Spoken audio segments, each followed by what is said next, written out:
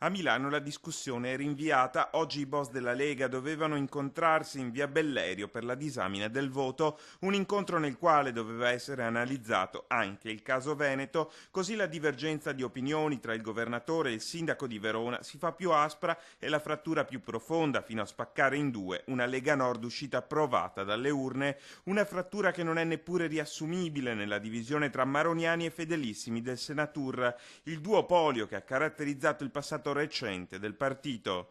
In discussione c'è qualcosa di più profondo, come ha spiegato Luca Zaia in diretta pochi minuti fa intervenendo al nostro TG regionale. Se sono cambiate le regole è sufficiente dirlo, perché se un governatore non può neanche fare un commento sulle elezioni vuol dire che non c'è più democrazia. Alla fronda guidata da Zaia oggi si sono aggiunti anche il presidente della provincia di Venezia Zaccariotto e Bitonci. Ma intanto a puntellare la leadership dei Tosi ci pensa un altro presidente di provincia, quella di Treviso, Muraro.